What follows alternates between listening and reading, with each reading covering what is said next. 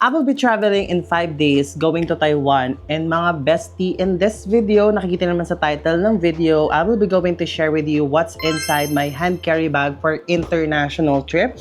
Yes, mga bestie ko, tama kayo na narinig. I-share ko sa inyo yung aking mga hand carry. Aking mga hand carry. Isa lang naman yung hand carry ko. So, yon yung mga laman ng aking hand carry pag once na nagpapak ako for a solo trip going abroad. Okay? So, meron na tayong ginawa na gantong video way back 2024, I think, or 2025. Basta 2024, nung pumunta tayo ng Boracay for domestic flight naman. But this time, I will be sharing with you my hand carry baggage for international flight. Yes, hand carry lang tayo ngayon at pupunta tayo ng Taiwan for a solo trip. Second solo trip na natin to. Yes, thank you so much, Lord, sa lahat ng opportunity, and thank you so much, Philippine Airlines, for this. So, yun mga bestie ko. Yes, I will be sharing with you yung ating what's inside my hand carry bag. Ano naman sinabi? Pero bago ko umpisa ng video na to, kung di nyo pa ako kilala, my name is Josh Aragon at gumagawa ako ng travel and lifestyle tips here on my social media accounts. Okay, dito sa YouTube channel, mga bestie, gumagawa ako ng mga travel vlogs, mga travel tips, gaya nito ng mga gantong lifestyle contents, kung paano ba ako magpack ng mga tao dito ng mga bagahe ko pag once meron akong travel, sinishare ko sa yung mga travel tips. Pero sa akin mga social media accounts like Facebook, TikTok, Instagram, gumagawa ko ng mga travel content reels. Okay, kaya make sure naka-follow kayo doon mga bestie at ilalagay ko yung link dito sa akin sa baba sa screen. And also mga bestie, kung hindi pa kayo nakasubscribe dito sa akin YouTube channel, mag-subscribe na kayo, and don't forget to click the bell button para updated kayo every time na mag-upload ako dito sa aking YouTube channel. Yes, ang dami ko nang sinabi, pero ito na, last na. Kung gusto niyo naman mag-book ng hotels and activities, mag-book kayo sa Agoda kasi mura na, safe pa, at higit sa lahat maganda yung kanilang mga payment terms, at gamitin mo yung ating mga promo codes na nasa screen para for up to 10% off discount. Okay? So yun na mga bestie, let's start with this hand carry, what's inside my hand carry bag for international travel. So with this one mga bestie, I will be traveling to Taiwan for 5 days lang, and thank you so much Philippine Airlines for that. And mga bestie ko, ayan, meron na tayo dito yung ating ginagamit. Nakita nyo naman na to ilang beses na sa aking mga content, which is etong Bash Manila na luggage in the shade oak. Ito yung kanilang carry-on luggage. Okay, kaya kung gusto yung order nito, lalagay ko yung link or sa description box below or dito sa ating YouTube shopping para makapag-check out kayo. Okay, super ganda nito mga bestie, as in ilang beses ko na siya napuntahan, ilang countries na rin napuntahan nito, at super duper durable. 2 years na siya sa akin. Magto 2 years na siya actually sa akin. At yan, napakaganda niya. Let's start with this. So, yan. Pakita ko muna sa inyo. Ito yung hand carry natin, di ba?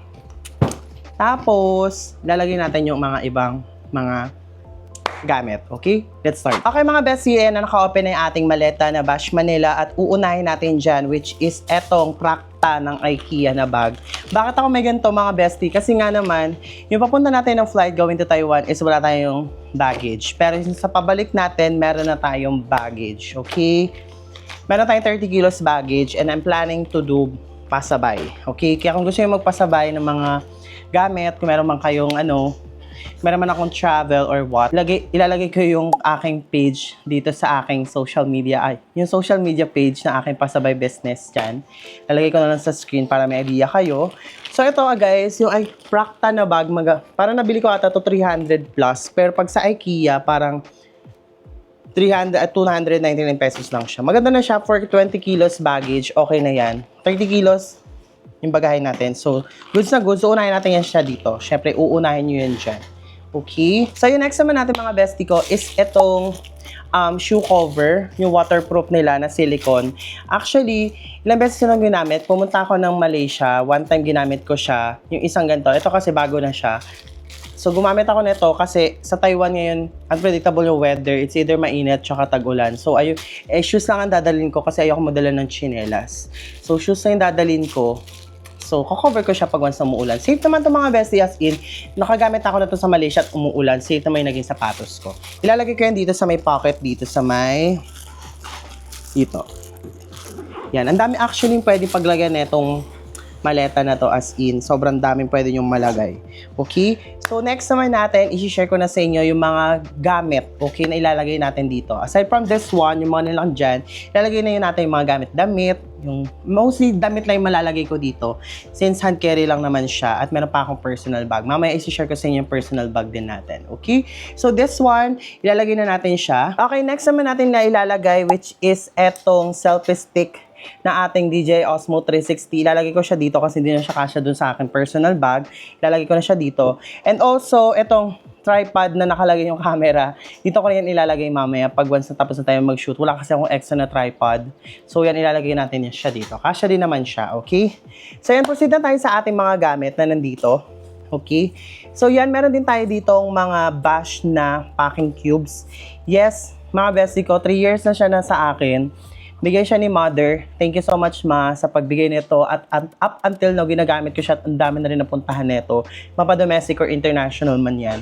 So, yan. Ito yung mga dadali natin siya. Pinaghiwalay ko lang naman. Actually, for 5 days, onti lang talaga yung dinala kong damit. Kasi as much as possible, gusto kong pumunta ng mag-shopping sa GU kasi maganda yun. At may GU naman sa Taiwan, wala dito sa Philippines. So, might as well dun tayo, okay? So, yun. Ayan, onti lang dinala kong damit. Yung kakasya lang for 5 days, okay? So, una na dyan is etong nandito sa white na or cream na bash na tawag dito? Packing cubes. Maganda itong mga bestie kasi compressible ba yun? Basta nakakompress siya tapos nasasara siya ng ganon. However kasi sa damit na dala ko, hindi na siya makompress. So, kasya din naman siya dito kasi nga damit na naman lahat ng dadaling ko. So, yun. Ito na siya. Ilalagay natin siya dito. Maganda itong mga bestie. As in, lalagay natin siya dyan. Yan. Pagkakasyahin nyo lang yung pagganyan, oh. Diba? So, actually, yung dito pala, nakalagay dyan yung mga pants, mga shorts, and also yung ating slipwears. Andyan na rin yan. Okay. So, onti lang naman din akong pants. 4 lang. Tapos, 2 short. Then, isang slipwear lang. Kasi matutulog naman tayo, ba? Pwede naman mag-ulit-ulit ang slipwear. So, next naman natin is etong nandito sa oak na packing cube, which is nandito lahat ng ating mga pang-alis.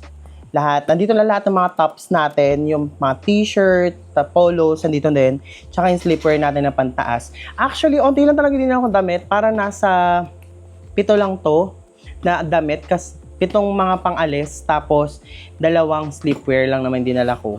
Yan. So, yun, kasya naman na siya dito. Hindi ko na siya nako-compress, pero mga bestie nako-compress pa yan kasi may zipper pa yan para dito. Ayan. Maganda itong mga bestie, itong mga packing cubes na to kasi alam nyo, matibay na, hindi pa siya naghihimulmul at higit sa lahat, mga bestie, perfect na perfect siya sa mga bash luggages. Ayan, di ba? Ayan, o, di ba? Napaka-cute. So, ilalagay mo lang din siya dito. Yan, pagkakasyahin mo lang siyang ganyan. Di ba? Yan. So, kasya ni 2 packing cubes na medium size dito sa ating hand carry luggage. Okay? So, yan. Pack na pack na siya. And then, next naman natin for last one na ilalagay natin dito sa ano. Actually, parang fourth to the last. Parang, kasi is ba maliliit lang naman. So, ito na natin yung ilalagay na at yung mga underwears, mga socks, andito na rin. Yung mga medyas, andito na siya, nakalagay. Hindi ko napapakita syempre sa inyo underwear. Pero dito yung mga ating travel underwears. Meron kasi akong underwear for travel. Iba din yung underwear ko sa bahay. Alam ni Mama yun. Huwag mo na i-comment kung ano man yun, okay? So, yun. Mga bestie, ayan. Andito na yung mga natin, underwears, tsaka ito. Etong bash packing cubes, mga bestie, ganito yung itsura niya. Pag once na, ayan o, i-zoom ko kayo. Paano ba i-zoom to? Ayan. Ayan. I-zoom ko yan. O yan. Ganito yung itsura niya mga bestie pag once na nakaano siya, naka-compress, 'di ba? Kasi meron nga siyang ganyan. Kaya maganda na maganda to, super ganda nito mga bestie kasi nga naman. Yan, compact na compact yung ating. Yan, wait lang iano ko kayo. Yan, compact na compact yung ating mga mga gamit na ilalagay dito. Actually, minsan ginagamit ko to as lagayan ng mga chargers or what, okay? So, yan, lalagyan na natin siya dito, banda. Kakasyahin nyo lang talaga yung mga bestie ko, yan.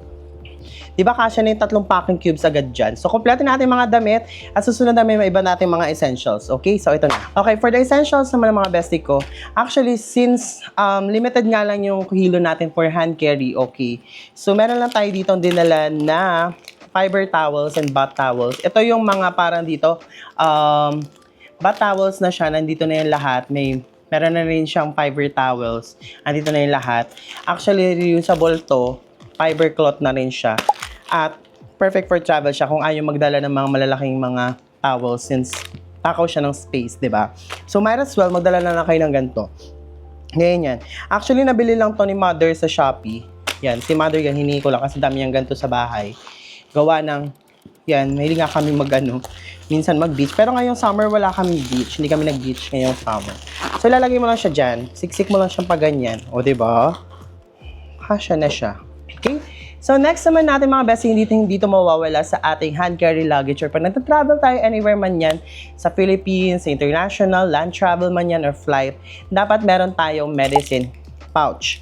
Ito yung medicine pouch, andito na lahat kompleto na vitamins, sakit ng ulo, meron tayo dyan Berocca, meron tayong sakit sa lalamunan, meron tayo dyan multivitamins na actually ginagamit ko ng multivitamins itong Immunopro. Pag nagta-travel, ito yung ginagamit ko na pang-araw-araw, ito yung ginagamit ko. Hindi ako gumagamit ng daily na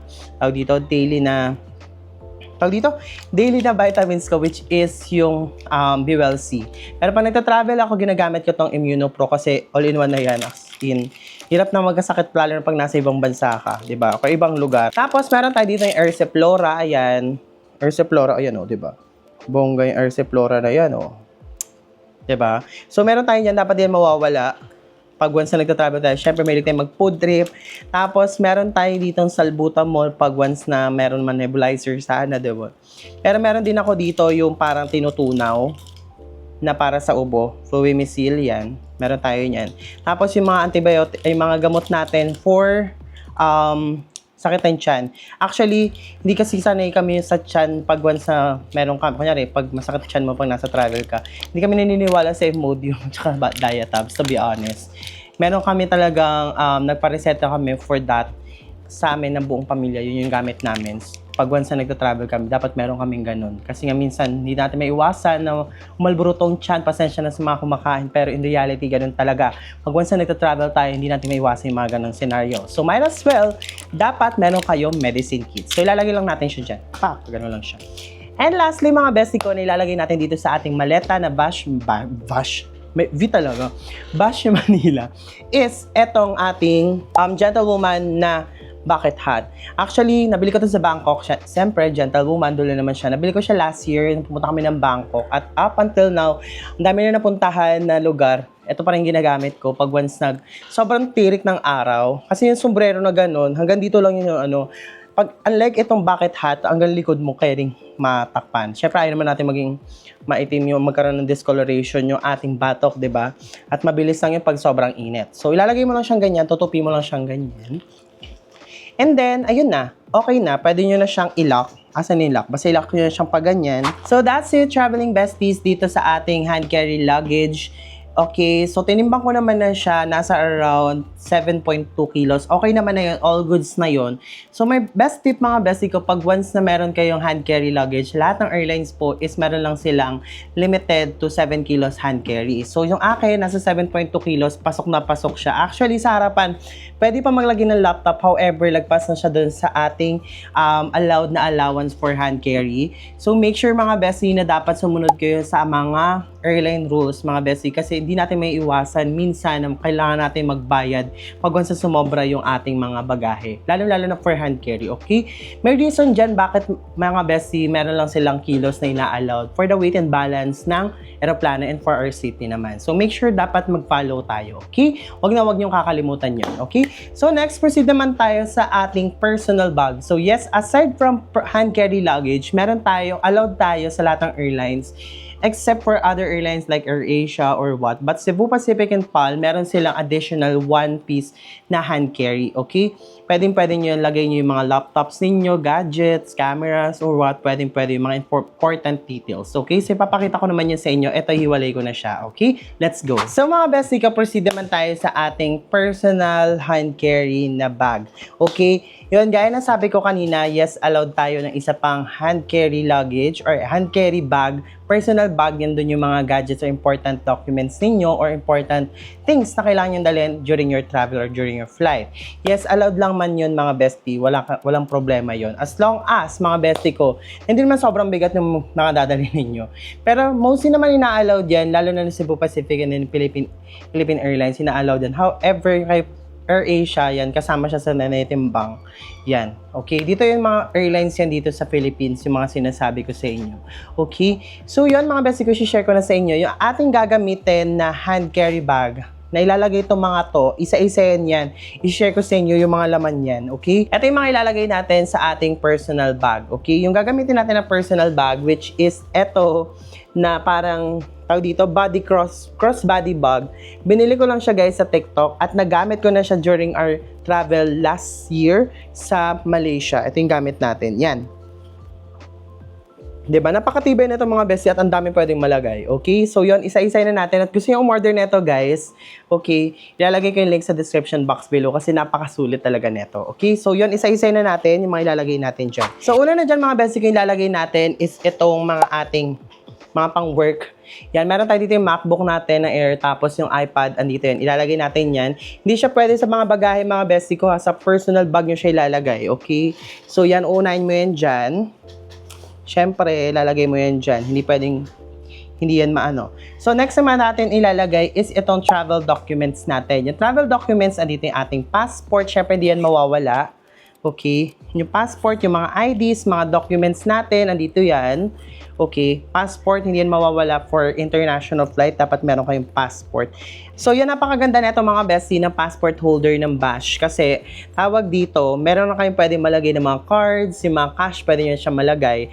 At waterproof pa itong mga bestie, hindi mababasa yung passport ninyo. Diba? So yan, napaka-compact lang yan. Actually mga bestie, hanggang 3 passport kasya dito. Okay? Pero pag may mga cards na, hindi na siya kasya. So yan, nandito yun dito sa ating travel documents na pouch or envelope. Andito yung ating mga travel documents like yung mga, as a business owner myself, yung mga business permit, mayor's permit, ITR, yung mga ganun. Mga tax yan, nandito yung lahat, kompleto yan. Kailangan kompleto yan. Meron tayong hard copy, mga photocopies ng mga yun. However, syempre medyo hassle siyang dalhin. Meron din naman akong soft copy doon sa ating iPad. Nandun lahat ng mga soft copy, mga tours, activity flight tickets, yung mga soft copy ng ITR, business permit, meron dito sa ating iPad. Nandun na yun para click-click lang. Pero in case of emergency, pag once hindi gumana sa iPad, di ba? Meron tayong copy. Tapos meron tayong company ID nung sa business. Meron tayo dyan. So yan, ilalagay na natin siya dito. Yun lang. Tapos next naman natin is, lagay ka muna dito ha. Kasi papakita ko na sa inyo yung iba. Next naman is itong ating Bash Manila na tech organizer. Yes, tech organizer siya. Nandito na lahat ng ating mga cameras, batteries, power bank, chargers. Andito lahat yan. Pakita ko sa inyo yung mga laman. Okay, so yan. Mamaya ng iba. Diyan muna yan. Char. So yun, meron tayo dito yung Anchor na power bank. Yan. Maganda to mga bestie. Kaya kung iPhone user kayo, Apple user kayo, ito yung marirecommend nila na power bank, yung Anchor. Kasi maganda talaga siya. At higit sa lahat, pwede siya sa hand carry ninyo. Pwede siya sa flights. Okay, nagamit ko na siya sa Hong Kong. First time ko siya nagamit sa Hong Kong. And then, yung naburakay kami last year. Yun yung gamit. Ang ganda na ito mga bestie. At parang nakakatatlong charge ako na full charge dyan. Tapos meron tayo dito yung hard drive natin. Hindi mawawala yan every travel kasi lahat transfer tayo ng files. Okay? Tapos meron tayong Jisoo Live. Siyempre mainit. Meron dapat tayo niyan. Okay? And then next, meron tayo dito yung mga batteries ng ating DJI Osmo 360. Andito yan. 3 yan kasama. And also, itong ating DJI Osmo 360 na camera. Andito yan. Ang ganda na ito mga bestie, as in. Super ganda. Kung napanood nyo yung vlog ko sa Malaysia, Hong Kong, ito gamit ko yung camera na yan. Ang ganda. Super ganda niya. Kesa dun sa competitor niyang ano. Char lang. Pero yun, nasa sa inyo naman yun. Pero ako kasi gusto ko yung mga mabilis pag once na gumagamit ka ng DJI. Kasi nagagamit ko yung mic, diba? Tapos yung mga chargers, nandito yan. Ilalagay ko na lang din dyan yung mga chargers. Dito na lang din yan lahat. Okay? Tapos yung camera. Okay? Next naman natin, ilalagay na natin siya dyan. Okay? Basta ilalagay natin siya dyan. Pasok yan dyan. Next naman natin is itong mga makeup pouch natin. Yung makeup pouch natin, hindi ko napapakita. Nandito yung lahat.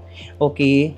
Yes, nag-wear tayo ng makeup. Syempre, gusto rin naman natin pag lumalabas tayo every travel, maayos yung itsura natin na titay mukhang haggard. Kasi nag-take ng picture, nagbablog tayo, di ba? O, mas maganda naman pakita ko sa inyo na maayos yung face ko pag once na nagta-travel tayo. Higit sa lahat, dapat meron kayong pang skincare. Okay, ito yung mga toiletries natin. Nakalagay siya sa Ziploc kasi nakaka-save siya ng space. At saka onti naman dinadala ko yung mga essentials ng facial wash, shampoo, conditioner, body deodorant, face mask, tapos mga toothbrush, toothpaste, sunscreen, and then yung ating sabon, body soap. Nandito yung lahat. Okay? Ito na yung gagamitin ko sa next travel natin. So, tapos na tayo dito sa ating mga toiletries, yung mga skincare. Tapos na tayo dyan. And the next naman natin na ilalagay is meron dapat tayong baby wipes. Yes. Pwede siya sa mukha, pwede siya sa lahat. Yan, dapat meron tayong ganitong travel size na baby wipes kasi hindi natin minsan maiwasan. Tawagin tayo ng kalikasan, magbura tayo ng makeup or what, kasama na yan. All-in-one na to mga bestie kasi napakaganda na itong brand na to from Clean Font. Yan, maganda siya. Okay? So, next naman natin is dapat meron tayong universal charger. Universal adapter, okay? I don't know kasi hindi ko pa, wala pa akong idea kung ano yung saksakan sa Taiwan, but madala lang tayo para mas sure, di ba? Ito maganda to from Omni na brand, meron tayo yan, di ba? So, next naman natin is meron tayo dito yung Sony na bago kong headphones, yan, binili ko siya.